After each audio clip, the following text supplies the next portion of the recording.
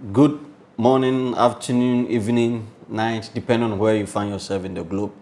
We welcome you to Kingdom Economic Forum in partnership with the New African Concept. Over the last week or 2 weeks, 3 weeks, we are looking at the philosophy of nation building. And last week, we were able to identify one of the major problems that we termed it the mismatch between the pre-colonial and then the post-colonial nationhood and the state aspect. We were trying to let you know that the colonial masters brought statehood. They came to meet nationhood. That was the pre-colonial.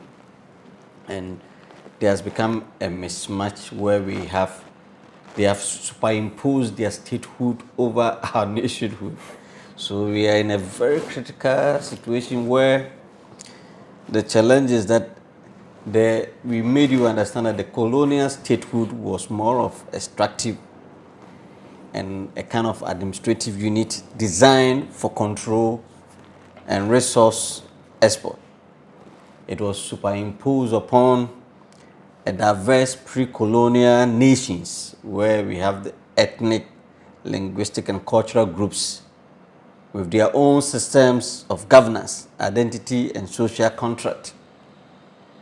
This created a state that is often legally sovereign but socially fragmented, where loyalty is to the subgroup, not the nation state. So having identified, and this is a typical situation we have in Ghana, we made you understand that people are prepared to die for their nation in terms of their tribe, their religion, and the ethnic group. But when it comes to Ghana, which is a state, nobody wants to die for Ghana. And that problem is the foundation why we are not developing as a nation. Doug is here with me for us to try, and as we promise you, we need to find a solution. We cannot, if the foundation is not right, we cannot have a superstructure. Therefore, we want to spend time as to how we can solve this problem. For as Africans and as a nation, Ghana, for us to have a state nation, we need to go back to the foundation. And we have told you that the mismatch, solving the foundational mismatch. No, maybe you want to make a statement on that before we look at the solution. Yes, so thank you very much for the opportunity. And as it was also said, the balance was between the nationhood or nation and then also that of the statehood. And we really, I believe, did justice to it, where we explored that the subject of nation, though now we use it interchangeably. Nation, country, state. We just use it. So this subject is a bit more technical. So we should understand that nation does not require a territory. Once there is a binding element, either by way of language, a common history, or something, maybe tribe, political party, once we are bound together on one or two common grounds, we form a nation. But for a state, there must be a territory, well-defined territory. There must be a government, there must be a constitution, and then there must be a standard population who are also living there. So that is what we established. And the main challenge, as you said, and I want to reiterate, is that mismatch, where now we have a prevailing or a superimposed statehood operating, and then it has come to meet our fragmented nations. And our attachment is more to the nations, because that's our indigenous, where we are coming from. There's a root. And then, yes, and now we have come to embrace the statehood. So I believe for the next 2 or 3 weeks, we want to explore how do we approach this, so that at the end of the day, we can maximize this mismatch, make some corrective measures to it, and then drive a common, shall I say, transformation for our dear nation and continent.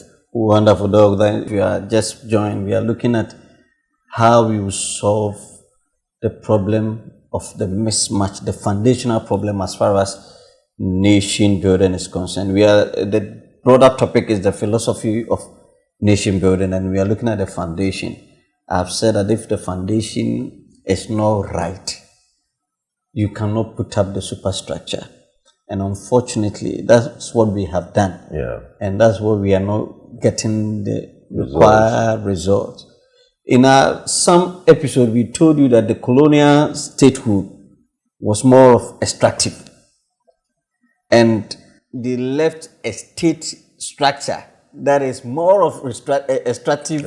And that's what we are repeating as and we want to drill down and open your eyes, open your mind. We are all learning. All these things that we are sharing, we are all learning. But I'm learning so much from Doug. Some of the things that are coming up, we are all learning. Like he did mention, we use the word interchangeably: nation, country, state. Yes. But they all have meanings, and that is why we are going down to the foundation for you to understand the meaning. So, Doug, today, typically we want to target two major solutions, and maybe next week we look at the other. It is going to have about 3 episodes in solving. We want to have time for that. So maybe you can start the. Yes. So maybe today we can use today to establish one of the major points, which is the aspect of building a new national identity. Building a new national identity. Yeah. So that is the very foundation. And then the other points we'll be making reference to in the course of time or other episodes will rather be the superstructure. Okay. So this is the very foundation to rebuild. And I've always been saying that at the point of independence, what should have been the topmost priority was a national integration and then a national reorientation program. That should have been on the topmost. So the drive was industrialization, which was good. Yeah. But now, with the benefit of hindsight, we realize that the industrialization was a superstructure that was resting on a very porous and weak foundation. So over the years, the history is there for us to see that, as good as the intention of industrialization was, it has not realized that transformation because the foundation was weak. Yeah. So the first thing when it comes to the corrective measure is to engage a very solid, robust, and comprehensive national identity. Where now we can say that as Ghana, because now we had nations, so we have partisan identities, we have ethnic identities, tribal identities, religious identities, even old school identity, any kind of grouping where we are bound together on one or more things. It is a nation in this context. Yeah. And our one thing about nation is that it has that emotional attachment. Yeah. So now Ghana as a state, we must have a common identity, knowing where we came from. So Ghana is made up of different tribes, different religious backgrounds. So that is where it starts from, where we now decide that there must be a national reorientation program, and it must be robust and then comprehensive. Effort was made at the point of independence to drive that. So those ones are called national identities, like the national flag, like the national anthem, pledge, the coat of arms, the pledge. And I think we've done.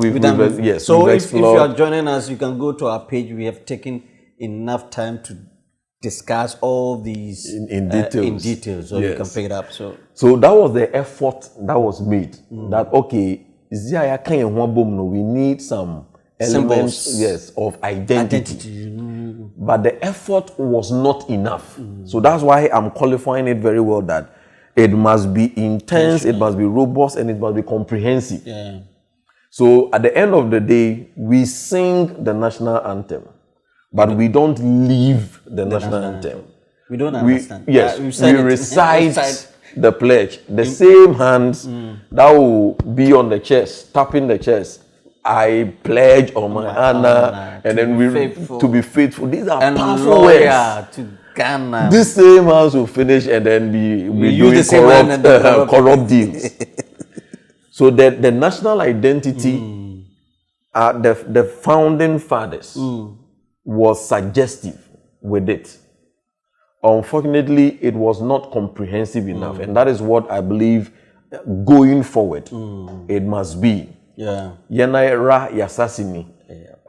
So one of the in the narrative he said that so mine no ebe you say you eyense na ho say amanfo bra in a betray, which is very powerful. So the efforts were made, we were placed in songs and in anthems and in symbols, but we should have built an operational system.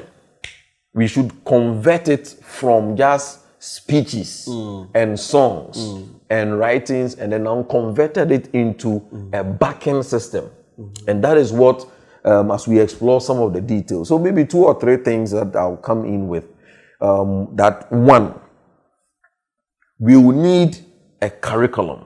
Good. Because once we are talking about a reorientation program, then it must be comprehensive.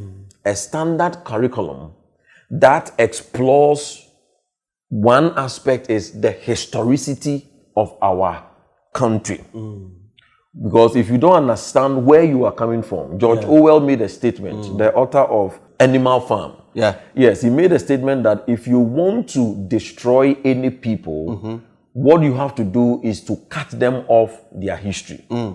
If you are able to cut them off their history, then you can easily destroy them because they will not be able to assess the extent of their advancement because they don't know where they are coming from.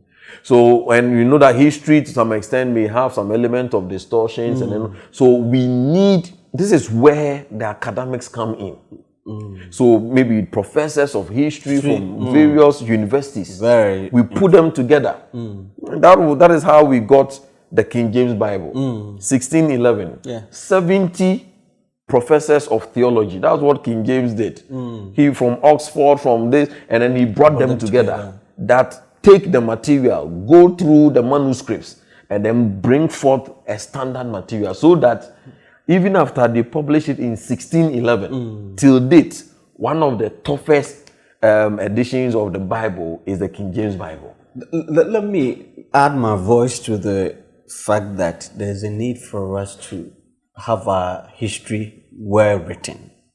Unfortunately, we have even politicized the history of Ghana. Very sad. We have the funding, what we have Independence Day for the founding fathers. Why are we doing this to ourselves? It is about time, and we are talking about the identity as national identity. Yes, we should become so intentional. Maybe if Mr. President is listening to us, you mentioned about a reset. When we're talking about reset, this is about the reset. That we need to go back, get the academia together. And I think it's important that it's about time we resource. We have the civic education. What's the name we give to the commission? Yes, civic, NCC. NCC. I think we've said it in past. National Commission for Civic Education. They are sleeping on their job. If you go there, they say they don't have the resources. Mr. President, your reset agenda, you need these people to really, you need to resource them. If you go to America, before you get the Greek card, you have to go through a kind of orientation. And one of them has to do with their history. Yes. It is taught even from primary up to the university level. And I think that we should make history a compulsory subject from primaries, SHS, to the university, to the PhD. Every course you are reading, you have to have history. And I think that maybe don't continue. I just wanted to add. Yes, so that is very perfect. Yes, so I was just using the King James example. Yeah. So here we mobilize the top-notch professors or let's say academics, and then even the field players along those lines, and then also maybe have representatives from the traditional council or element, and then we commit them to write materials free of partisan inclinations, and so that we know from the pre-colonial times the various ethnic or tribal that makes our nation or our country, they all bring their standard elements. So now we write history. The essence of it is to help the nation so that we have a common identity that as Ghana, this is where we are coming from. This is. And one thing about the history is that it is not just the information, but rather our interest is the lessons. Look, let me give you a typical example. I'm from my hometown, you know, Asama is 300 years. 300 years. And trust me, I realized that even becoming a chief, a lot of ignorance in the system. And one of the key things I want to do has to do with the fact that I want to write the history of the town. In fact, moving backward, I think that listening to me, you have to write the history of your family. Your family. You need to have a history. Write something, those who have come and gone. The moment you begin to write the history of your family, the next generation will build upon it, and the lesson learned, like Dog is saying. Even churches must have their history, the local church, whatever. We need to write the history. And not just, because when we're able to have the community history, the family history, then it can fit into the national history. The narrative will be so interesting. So beautiful. Beautiful. So beautiful. And those who have done history, this is your cocoa season. In fact, as I speak, I want to get somebody who is a good historian. Contact us. We want to have some discussion with you. There are so many ideas we want to give to you that you become a millionaire if you come close to us. Because there's an opportunity for those who did history to take advantage of. Maybe they'll continue. Yeah, so basically, so that is so the curriculum will be a 2-tier curriculum. One stream focuses on the historicity and the lessons learned. One example, a typical example is what you said concerning the extractive nature of the colonial heritage or governance system. The state that they brought. Yes, what they brought, because their intention was to extract for the betterment of their place. Even the education, though it was the missionaries that started it, in the course of time, it became run by the colonial system. So even the education, the primary essence was to get some of the locals working to support as clerks and listen to support the administrative running of the state. That extractive. And then they left it intact. They left it intact. They haven't changed it. And so that is why what we have now, it is almost like the only difference is now we see our fellow black men who are now leading. But they are using the same method. But they're using the same method. The same methodology. Please, let's pay attention to which this. Is I think very, very, very... It's very important. The white men, they left us a state. The structure was for extractive purpose. The administrative structure are still the same. Still the same. Just that and that is why maybe those who are... Look, maybe we'll come to that, but then I'm just putting this across. Those in the civil service don't really have any alignment with the citizens. Yes. They don't care when there's policy, if they're coming for the taxes, they don't care about how your business is faring. They are just there. They don't care. They are not there to support. They are coming to extract. And I think that it's serious. It's serious. It's serious. They are coming as your enemy. That they are coming. You haven't paid your tax. They wouldn't sit back and find out what has happened to you. How is the business doing? All that they care is that you haven't paid your tax. Then they are coming in to put hammer to kill you, kind of thing, to destroy. anyway, it's serious. It's serious. The only difference is that now it is our fellow black man, and they're doing, and then they are doing even worse. They are doing worse than the white. Because when you go to our prisons, the white man was saying that, so the wicked white man could have 20 or 200 people for such a place, and then our fellow people will say that no. We want to keep 600 people in there. In the place that the people we are saying they are wicked. They built a structure and then decided that we will host 200 people there. And then our own people comes and then a place for 200 people, they are saying that we will host 600 people there. So it means between you and then the other person who is actually wicked. So that is the very thing. And that is why I believe we'll have to take some of these things up. We need the history, as I said, should not just be information. Any war we make mention of, we extract the lessons and go systematically. So when the person is reading, it is not just a compendium of information and dates. Ghana got independent in 1857. Mention the people and names. We do a critique, the strengths, we analyze it. What, like I'm saying, maybe at the point of independence, what should have been the topmost priority should have been the national integration and then the national reorientation program. And then why it was this. So it becomes a beautiful narrative. A beautiful narrative. So that is one aspect of it. The historicity buried with lessons and then how it ought to change. Okay. Now, the second aspect still of this curriculum is what I have been hitting on, the ethos or the values. The values, The values, which is the main thing. So the values are all around us, which they are from our national identities as we made. Even by the time we finish a proper analysis of the history, the values will be glaring. Yeah, we'll be teasing out. We'll be able to tease them out. And now, as a nation, what makes a nation is we will have to now list categorically, like when you go to any company, you have the vision statement, mission statement, and then the core values. Yeah. So what is the standard core values of Ghana? Are they 7? Are they 12? Are they 8? Is there 5? We should spell it out. Every home must have it. Every school must have it. Like we go to the offices and normally we have the president's picture.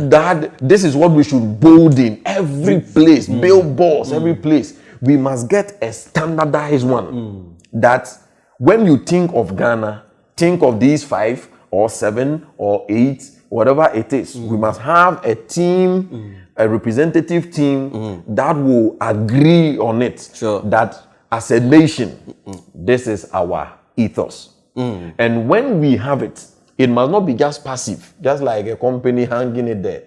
We then translate it into teaching it. Yeah. In the mosque, it should be taught.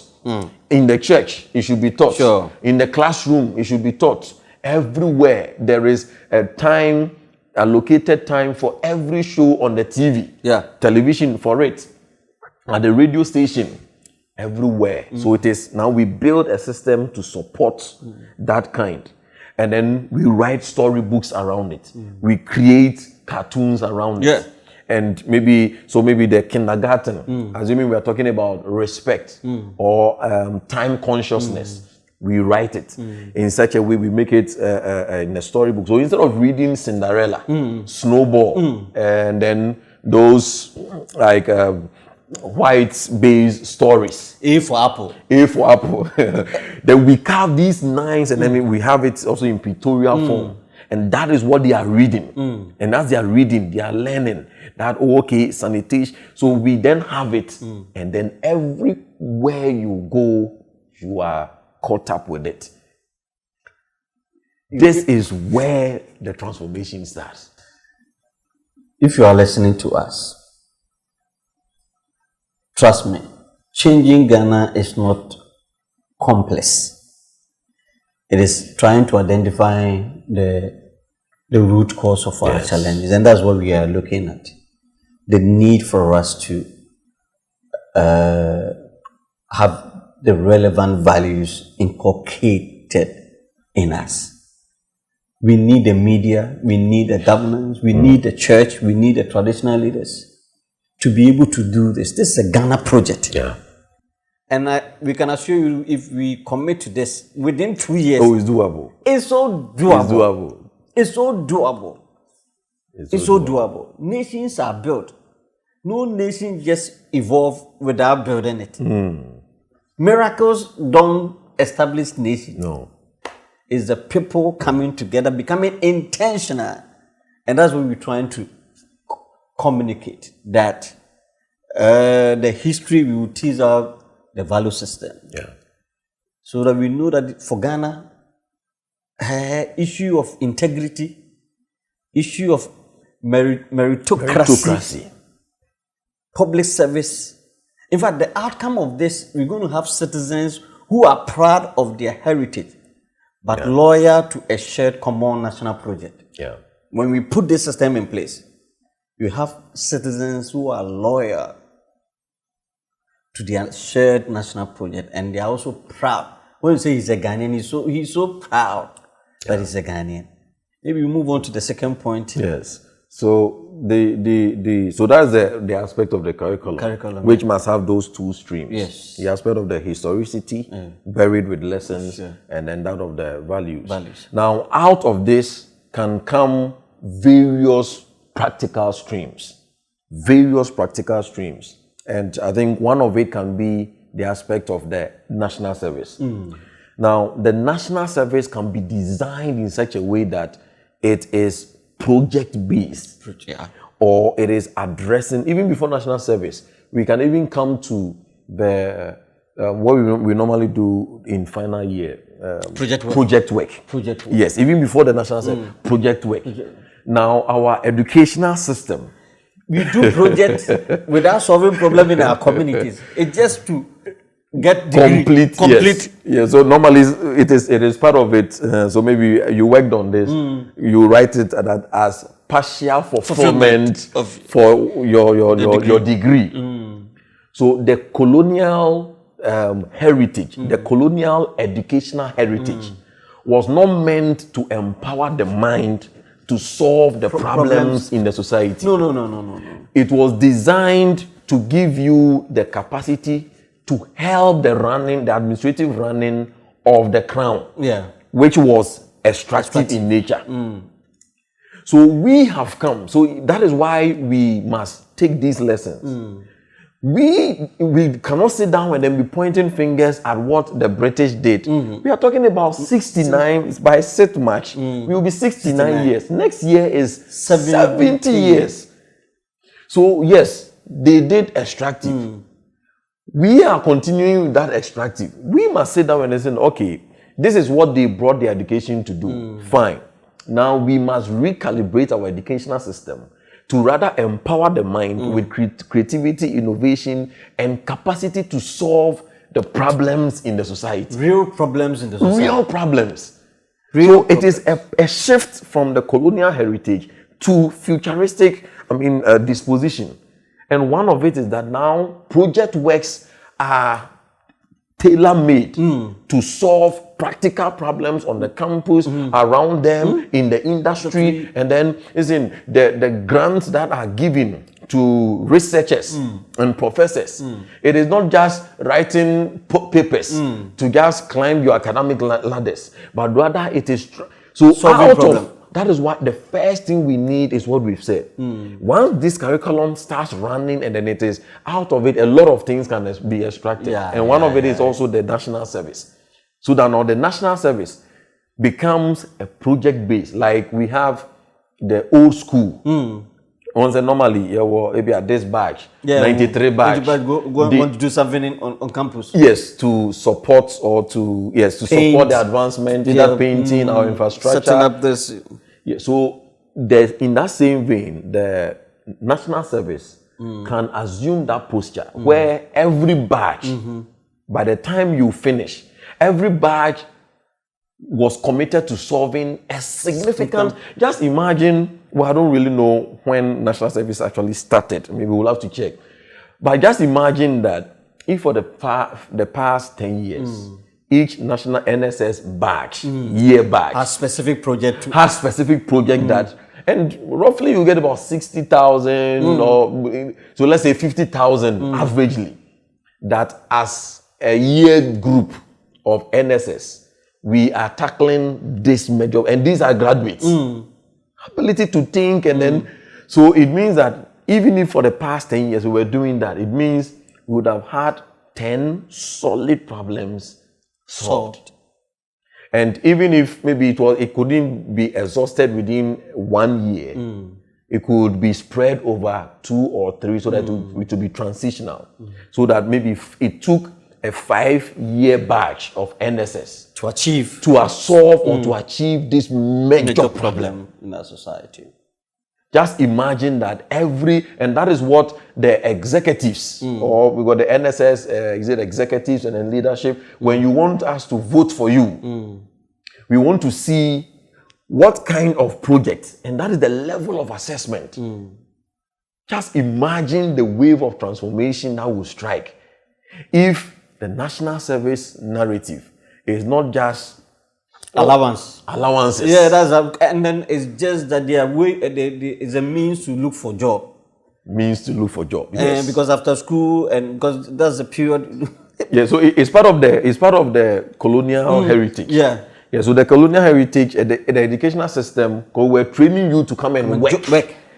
So that you become a clerk, a secretary, an interpreter for the governor, and then so the burden or the bedrock of the educational system, the colonial educational system, was to come and work. Industrial base. Yes, come and help the system run. So sad that, Doc, last I was asking a question that parents pay school fees for their awards to go to university and come back to become a problem.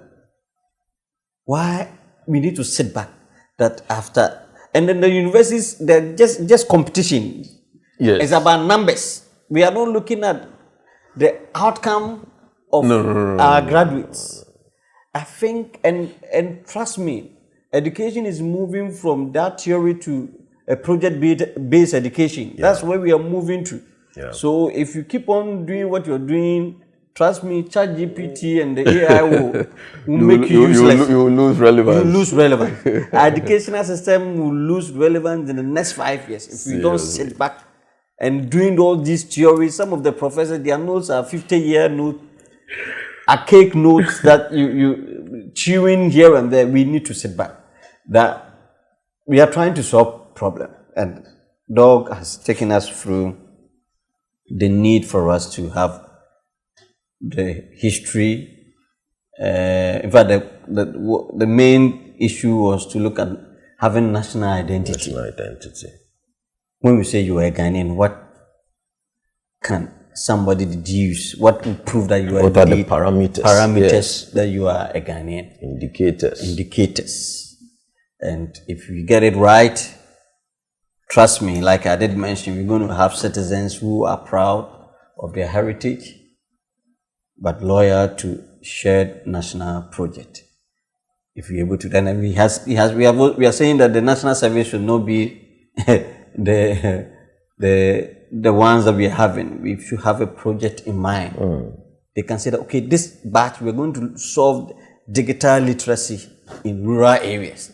That's our focus. Or we're going to have this Galamsey. We can say the national service is going to solve this environmental conservation challenge.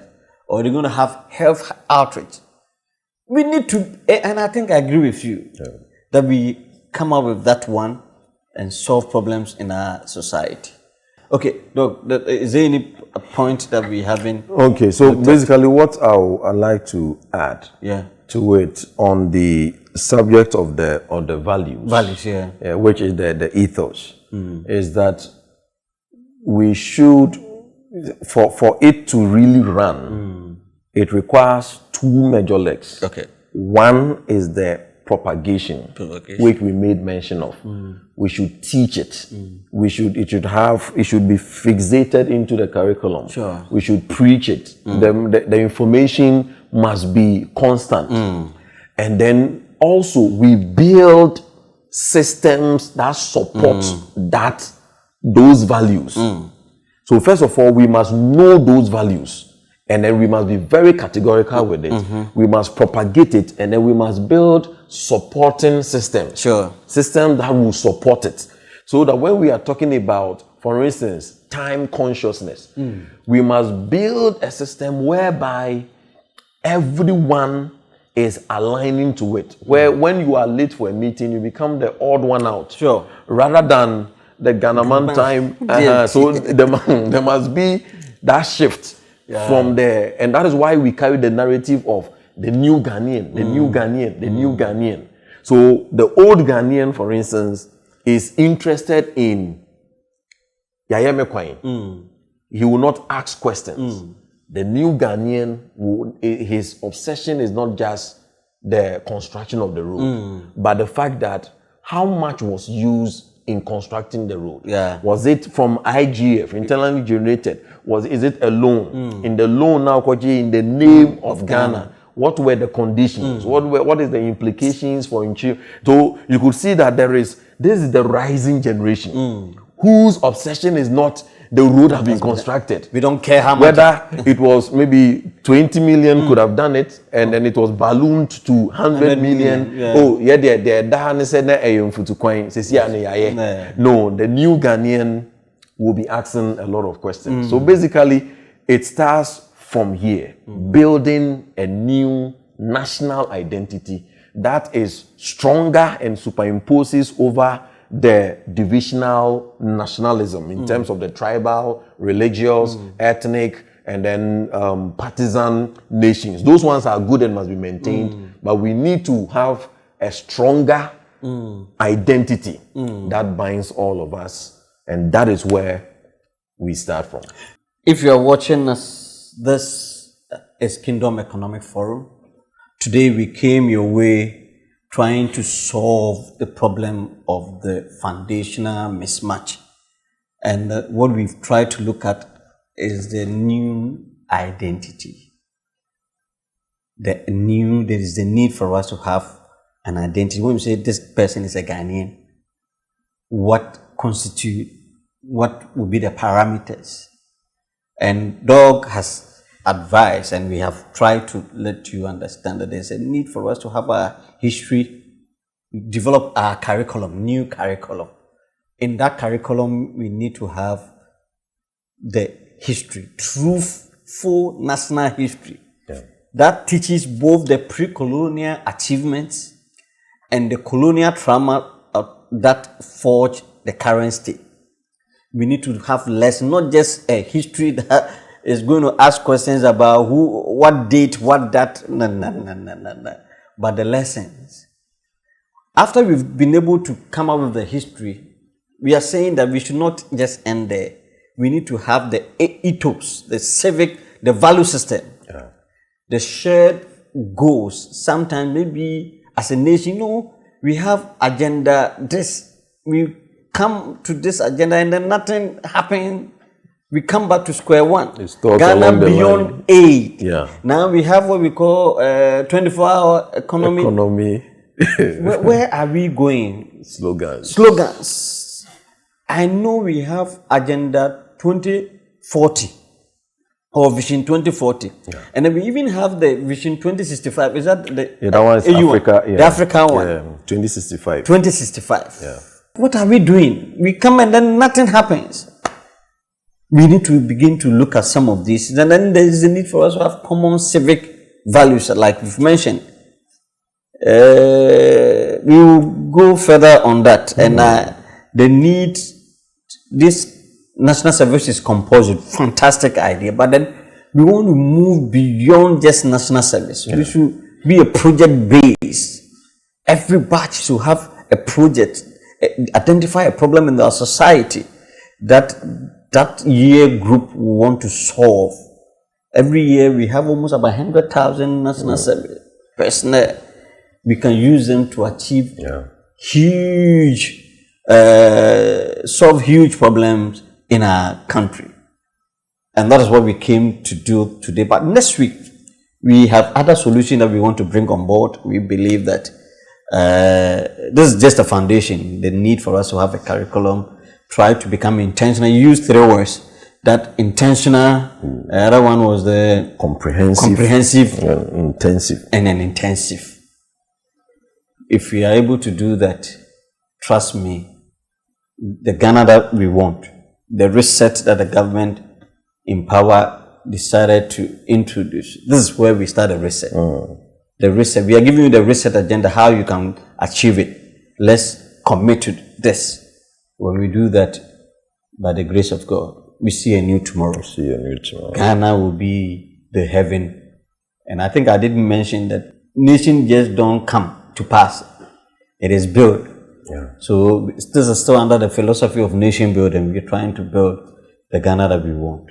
Until we come your way next week, this has been Kingdom Economic Forum. Doc, thank you for coming. Next week, we'll come up with other solution that we believe it will help us to have our nation. Don't forget to visit our website, not our website, the YouTube page, Kingdom Economic Forum. Listen and listen. Invite a friend. Subscribe to our page and then our Facebook. And I think that together we will be able to build our nation. If you have any question, comment, we are willing to look at those things. Until we come your way next week, this has been Kingdom Economic Forum.